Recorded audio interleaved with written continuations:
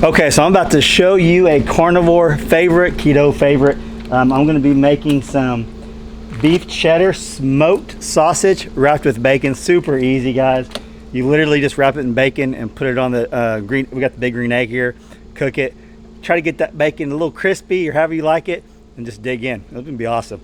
I thought I'd show you guys this today since I do have everything fired up. And this is sort of a cooking channel.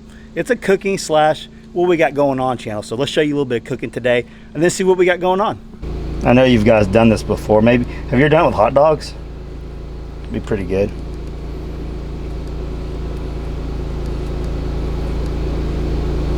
I seen someone do I think a deep fried Oreo wrapped in bacon. I've seen the deep fried Oreos. I've never seen a deep fried Oreo wrapped in bacon until the other day. We won't have any flare-ups because I got my cast iron heat shield on there.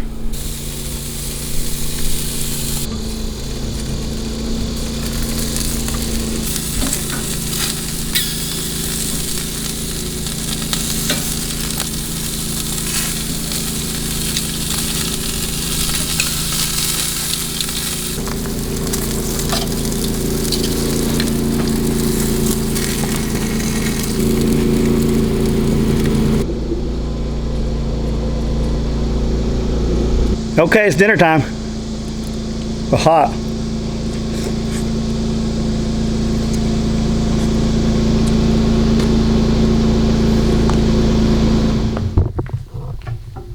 Okay, take 2 of today's episode of Dutch and Brandy Talk. So we had just filmed like a 30-minute video for you guys of talking. Maybe we can shorten it. Yeah, we will shorten it this time because Brandy didn't even know what we were talking about at first. Now she's got a game plan going. She knows what we're going to talk about. So we've been getting lots of comments and people have been wanting to know what our biggest struggles have been since we sold our big house on the little farm and moved off grid into the camper. Mm-hmm.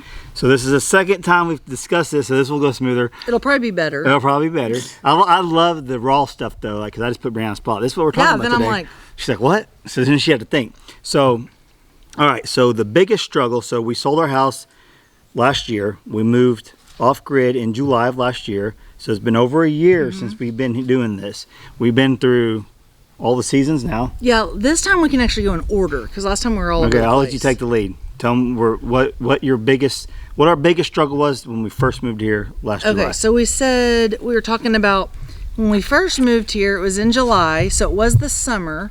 We don't really remember the weather or anything being an issue. It was more getting the water situated. Okay, so before we moved out here, we wanted to make sure we had water. Yeah, so we had that. We spent a lot of money to get water. We drilled the well. Water was awesome. It was perfect. You didn't have any smell to it. Tasted like water. And we had a good well. It's 35 gallons per minute, like at 300 feet. Then right when we moved out here, we got pigs, right? I worked on the pig pen. We got the pigs right before. Like they were here and we were coming and checking on them, right? I built the pig pen before we actually moved. And we weren't using a lot of water yet. And then so then I started filling up the big tote. And I got a hint of sulfur in our water. You're probably not going to tell me that. Yeah, I got a little hint. I'm like, man, I'm just hoping this kind of goes away. I ain't got to deal with this. So it kind of did. It was just a little hint, no big deal. Then we move out here and get the camper, and we're using a lot more water. And then Brandy could kind of take over from here, and she could tell you what happened. It's weird, though. I don't remember specific. I just know it was definitely a strong sulfur odor. So then the girls are in the bathroom gagging and taking showers. Like it was just all of a sudden one day, wasn't it? Yeah, but it was a lot, and it didn't just like go away. It just like okay, this is going to be how the water is now. So the biggest struggle last year when we first moved out here was our water situation because we thought we had great water, and then the sulfur came back. So then, I mean, in like a lot of people have sulfur. In an emergency situation, yeah, if we were in a situation where we couldn't fix it, it's like, hey, it was water. Like we weren't going to dehydrate. Our animals aren't going to dehydrate, but it was just a convenience type. We don't want thing. sulfur in our water. We don't want to smell rotten eggs in our camper. And I will say it goes away. It's the gas, so like your body doesn't smell like it, but it's like it's still just lingering. I don't think we ever did any laundry with it, did we? Yeah, we did. Did it smell? It smelled, but then when you put it in the dryer, it went away. It went away? Because I was like, oh, great. Yeah, it would smell in the washing machine, but then in the dryer, it would go away. Okay, so that was our biggest struggle when we first moved out here. Yeah. Was the water, because now I had to scramble, and because we had just spent a lot of money on a lot of different things, getting a filtering system wasn't in our budget yet. Yeah. And I don't know if we knew that did you know, like, hey, that's the fix, but it's going to be a lot of money, so let's try something else. I think you did kind of. Yeah, I did. I asked my friends that had it and all that stuff, and they all had this pretty much the same setup we got now. My first initial quote was like $5,000, and then it was all said and done. Somehow it got bumped to like $8,000. That's still a question I would like him to get to the bottom of. They did a little bit of labor and more labor on that, but anyways, that's besides the point. So the situation before we got the filtering system was I made my own filtering system. I came up with design in a big like a rainwater catchment barrel. It did great. It did awesome. Just now got taken out by a little mini tornado. So what I did is I built this reservoir up top in the tree, and I got a filtering system, and I got I got 2 spray nozzles going into hose that you're spraying, it fans out, and I put them on a dual water hose thing, and I screwed them on, and I screwed it to the barrel, and then put the hose up to it. So when the water came to the barrel, it missed out. It just missed, and all the gases would escape through that mist. But then at the bottom, I bought a filtering system and ran it through PEX, and that's how we filled it. And it was like instantly we could tell a big difference. Yeah. Every now and then there would be a little bit, and I'm like, oh, I need to clean the filter. Yes. So maybe, like, did you have to get a couple filters the whole time? Yeah, it was like, I changed like 3 filters the whole time we had that, and then it came to the time where we set enough money up to be able to get the filtering system right now, which still isn't perfect. Like right now, I need to go get some bleach and some distilled water and put it in the tank, because it's a process. It goes through filtering system. That was a mini version of what we got now, and a lot cheaper version. But this works when I keep up with it, and I check it periodically. But I could really tell when the sulfur starts to come up. And I smelled sulfur this morning. So that was our main issue, was the water when we first moved out here in July. So then, other than like building and stuff, it was really hot. Obviously the hot weather is an issue, but that's with anybody. Because you were doing the plumbing. It was super hot. And it wasn't, back then we thought it was hot. It wasn't near what it has been this summer, but it was really hot because there wasn't, like now if he's working, there's porches and there's some shade. That was just like beaming down sun right on you with the rocks and the whatever that is. Yeah, were you nervous? Were you nervous at all moving out here very first right off the bat? No, not like as far as like safety. No, not safety. Just nervous of a change, of a new adventure. No, I think like I said in the last video before it got lost or whatever, I was actually more excited because I felt like I felt more excited about it than nervous. I think because at the time. It was getting us out of a situation that we didn't want to be in. Did you still work? Yeah, because remember one of your videos, it was like you said, she's leaving already or something, and I went to work. But it was, I worked from July until November. Okay, so we need to talk about that sometime, about your job situation, because a lot's changed over the last year and a half. But I worked from July till November. So we'll discuss her getting terminated from your job in another video. I didn't get terminated, remember? Yeah, we'll talk about that in another video. If you guys would be interested in Brandy's hospital adventure over last year, leave me some comments down below. I'm sure they'll be like, I'd be willing to talk about that, wouldn't you? Well, and I think since we don't talk about it a lot, some people just think that I do. I've seen in comments, like people might be like, does she work? And then some people think I still do. Okay. So we'll make a whole, if you guys would like to if you guys would like to hear that story, because we've never publicly talked about it, but now I think we could. Things have changed. I think back when that was going on, it was kind of a little more like, hey, don't talk about that kind of thing. Okay. People kind of guessed. Well, let's get back on the subject of, hey, you brought it up. I know. So I was wondering if you were nervous moving out here. No. I wasn't nervous. I was ready for the adventure. I was more, I guess, if nervous at all, was how Brandy and the girls would react to the new living situation. Yeah. That's where my concern came from. That was the summer. That was the summer. So then we move into winter. So I knew personally things would happen. We would have frozen hoses, because we got hoses running across. That's how we get water to our washer and dryer. Or water to the animals. Water to the animals. So I knew that would be a concern, especially the washer and dryer. So we talked about earlier was I hadn't really thought of that, I guess. I'm just like, let's just do laundry. So the main issue going into the wintertime being off grid in our setup, because we do have hooked up the washer and dryer in our shed over here, and I was pumped. I was like, man, we got a washer and dryer. Brandy ain't got to go messing up. You don't go to your mom and dad's to do laundry or anywhere else. You can go to the laundromat because there's no good laundromats around here. I got a washer and dryer. I felt like I really accomplished something. I was like, yes. Then winter hits and things start to freeze. And the first time Brandy wanted to do laundry, the water lines were frozen. And I didn't even think about it because you've never experienced that. And it was just like, well, we need to do laundry today. Well, it's not going to get above 32 for like a few days. And I'm like, what? Laundry. What do you mean? Like, we have to have clothes. So, I'm like, Brandy, think about it. The water hoses are frozen. She goes, oh my gosh, I know. Yes. So that was the big hurdle during the winter. Yeah. And I knew it would be a hurdle, but when you got 5 people and 5 different clothes, it's a lot. Yeah, it's a lot of clothes you got to wash. Well, the kids have school, they have church, they have their sporting things. It's just normal life. So there's multiple, lots of clothes you can go through. You guys get it. You guys do dirty laundry a lot. So that we kind of had to go back and forth. We would go to your mom and dad's. Yeah. And as of right now, if we don't have all the stuff hooked up, which I see what we will, we'll have to figure something out again. Yeah. But we're prepared for it. We weren't really prepared a whole lot for that part of it. So then, not only that, the main struggle I think overall as a family was the one night in general we talked about earlier was we came home, we were at a wrestling tournament all day for Hayden, and it had sleet and freezing rain all day, and on the camper the what I called earlier, you said regulator. The regulator was uncovered for some reason. I might end up switching it out, I don't remember, but it was uncovered. It froze over and it shut off our gas to our camper. We came home, it was like 46 degrees in there. Might even been cold. Like you see like your breath. It was cold. It was pretty cold. Everything was frozen up. So then the whole camper froze up, and it was during a cold spill where it didn't get above freezing for several days. Yeah. So we were frozen for several days. No showers and that, so you had to go to your mom's. That's when you put like the little heater. Yeah, gas heater thing under it. And it helped. I finally got everything because I do feel like no matter what we went through winter, I don't think it ever froze up again like that. No, because we ended up putting good skirting around. I thought I had a significant amount of, if that was the right word, skirting up around, and it wasn't. So I think I had hay bales at the time. So then I came back and I put styrofoam up, and after that it fixed the problem.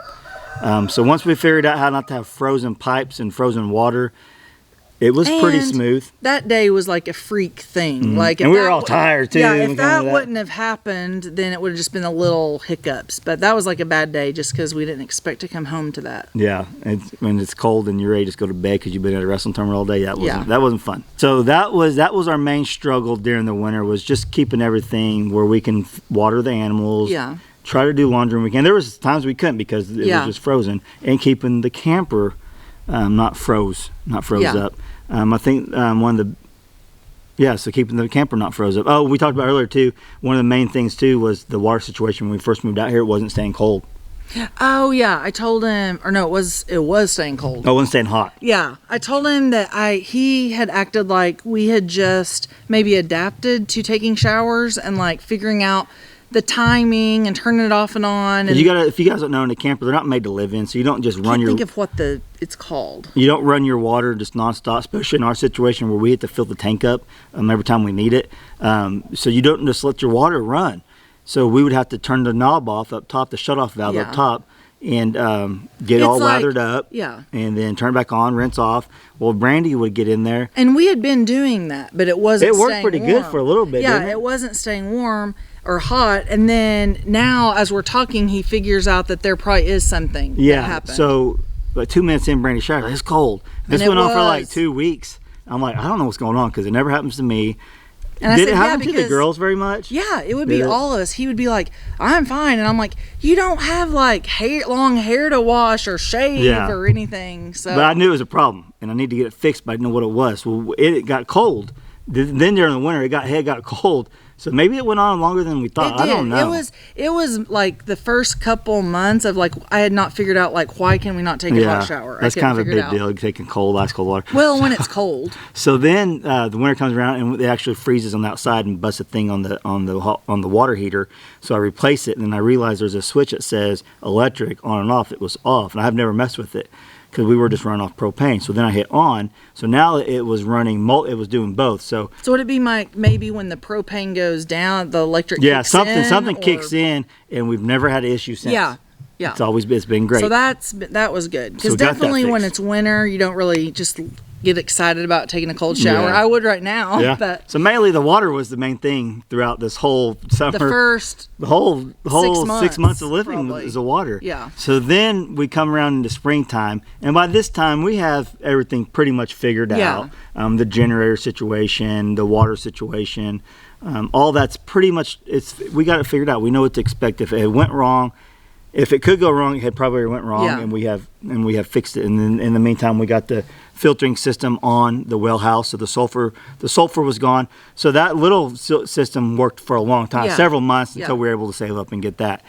So then that was figured out. Well, then this spring, I think our main concern has been the storms. Yeah, and I didn't think about that till you said it, but yeah, there's been a handful of times, I would say, that we actually left here and went to Kevin a and friend's Rachel's house. Went to Meredith and Kyle. Yeah, so we did that a handful of times. Only like twice did we actually not stay all night here. One at Kevin and Rachel's and one at Kyle and Meredith's because the storms were so late in the night, early morning. I think I actually did stay here. You stayed at Kevin's, remember? Because we all were like, couches and blow up mattresses. Mm-hmm. But those were the only two, like, we don't get too concerned about the storms because it's like a lot of times it happens, but these were concerning enough that it's like, hey, it's actually our area, and it's like going to be at 3 a.m. We don't need to keep kids up. They have school in the morning. Yeah, so our goal is to get a storm shelter in before the storm season. But in the meantime, our other friend Kevin bought land by us. Oh, yeah. So we actually can go just through a little trail, and there is a storm shelter that we can have access to. So it's been less of a concern, but we still want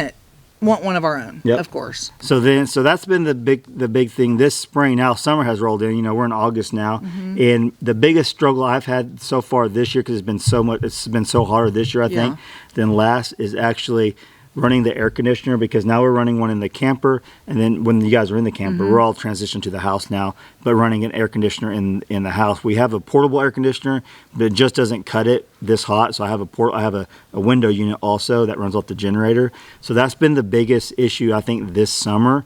Other than working on the house and stuff, just the problem is making sure the generator can handle the air conditioner loads and all that. Because sometimes, like, I feel in the evenings, if the air conditioner was on, it feels okay. But when it's like 108, you can't keep that thing. It doesn't keep up. Like, I don't know what the temperature gets to in there, but it's definitely not what it's set So, at. like, when you guys are in there, you guys are kind of hot. But then I come out from working, I'm like, it feels good. Okay for you, But you are acclimated to it, and it doesn't feel as good. So that's what I say. I feel like it's going to keep up. If it's been like 105, 108, it can't. That's like even with houses. Like, we go to people's houses, like, it's still hot. But anyway, so that's been the struggle for the springtime the summer this year.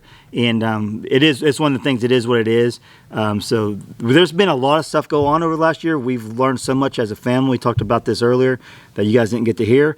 But this has grown our family so much closer.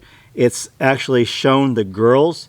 I was telling Brandy, like, you talked about earlier, you can get a little stressed, like, man, I'm over this, I want to be in the house. Like I said, 90% of the time it's been okay, but there have been the 10% of the time where there's a day here and there that I'm like, I'm going to lose my mind. Most people, it'd be like the flip-flop. 90% they would be out of here another day, like, I'm going to go crazy. Yeah. And I just have to, like, get over that, which takes just a little bit of time, and then it's like, okay, whatever, we're fine. But looking back, I don't feel like it's been a super negative experience. It's just been definitely challenging at times. Yeah, so normally people would be like 90% of the time I'm over this, 10%. So Brandy's done really good, and the girls have been amazing. The girls have been amazing. They've at their never transition. just like cried about it or complained about it.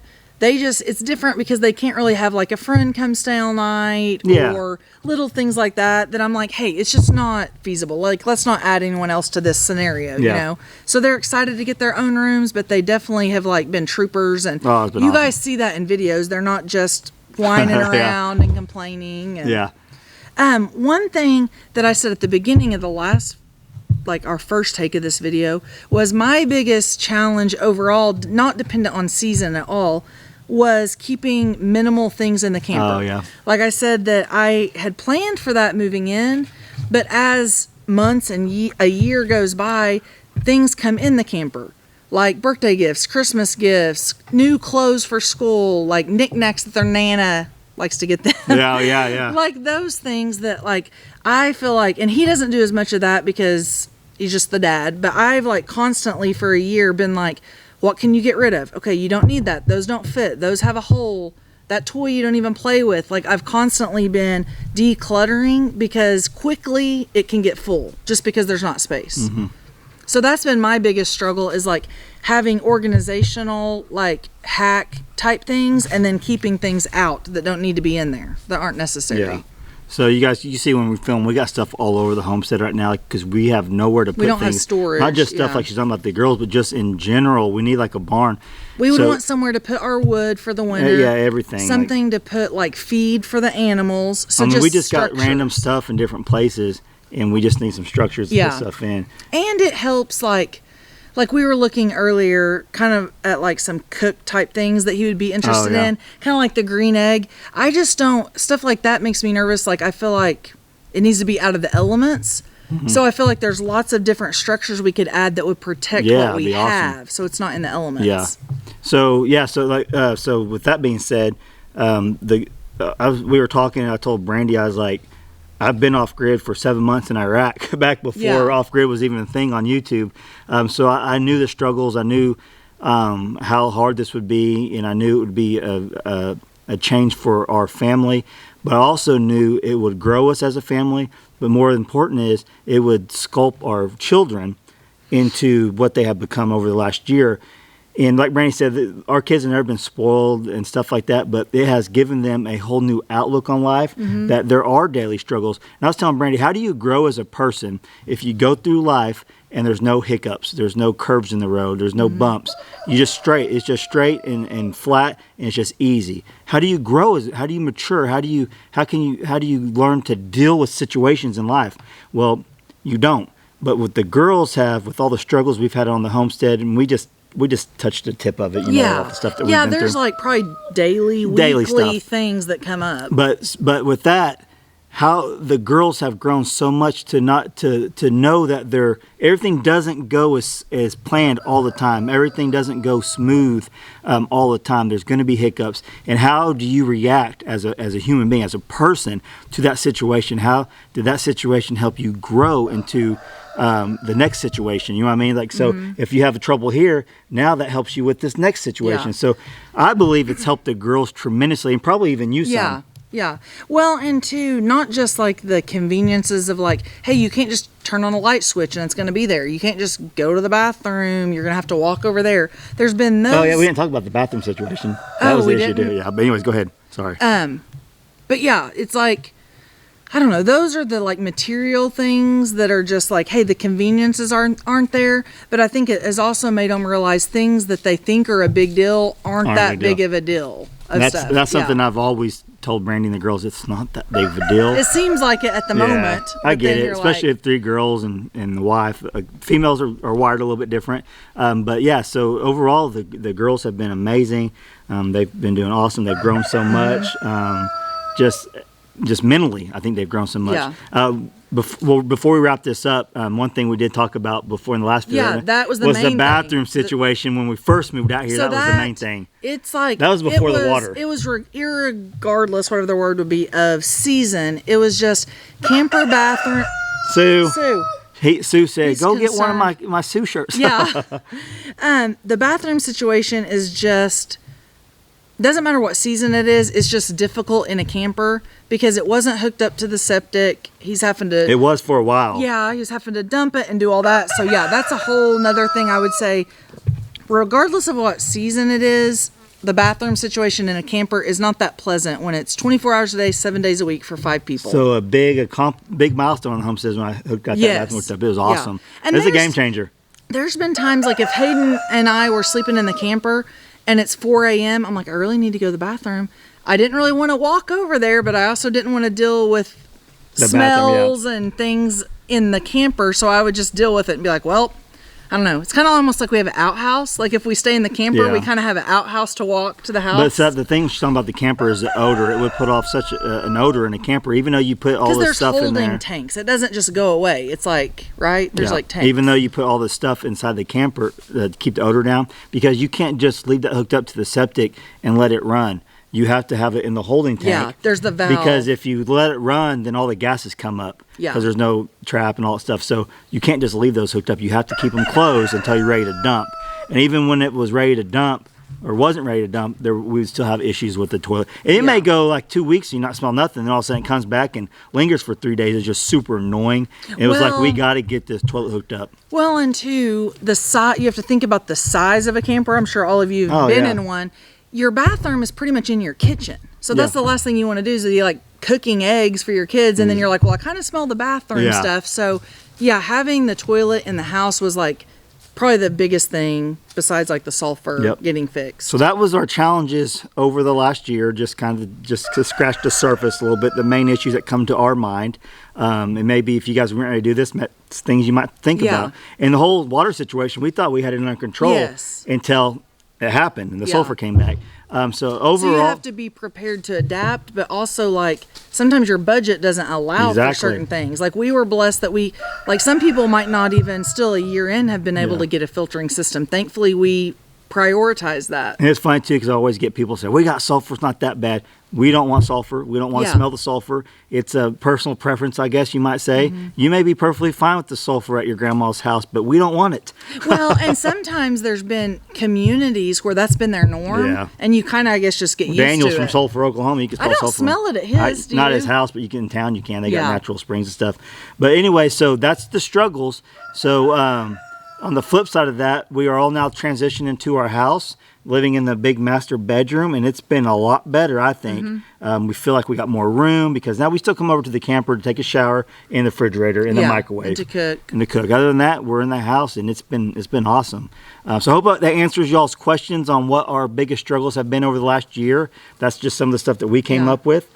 If you got any more questions, leave some comments down below. And I think we will. People have been asking about the what we would do different. So maybe we'll do that in a future video. So. And I think one last thing is we had mentioned earlier when we were filming that the next thing to kind of help with all that would be getting the bathroom complete. That's like the main bathroom for the house, not our master bathroom, but the bathroom that guests would use or the girls would use. Because then we'll have a toilet, sink, and a shower all in there. Man, what a blessing that would be. What a blessing. I'll literally just put duct tape on that door and don't even go in the bathroom anymore. It's off limits. So I told Brandy, I said, Brandy, because I've been telling her for a while, but you have to get what... I think I've figured it out. Yeah, like we got to get this figured out because she could see the drywall going up. Like, all right, it's time. He's talking about design for the bathroom. So I think I know what I want as far as like how it's gonna. We're for sure having a walk-in shower. That was never a debate. We weren't having a tub in that area. We'll have a tub in the master. Yeah. So we're just now. I've kind of pinpointed. Here's what I want it to like look like, and we can just start buying the fun stuff like tile and all that. But that's where we're at year to date. It's been over a year since we've been off grid. There's been ups and downs, but overall we have grown so much as a family. What do you think? I think so. All right. So I hope you guys enjoyed today's video. If you did, smash that like button. If you're not subscribed, Brandy, what should they do? Subscribe. And we'll catch you guys on the next one. Thanks for watching.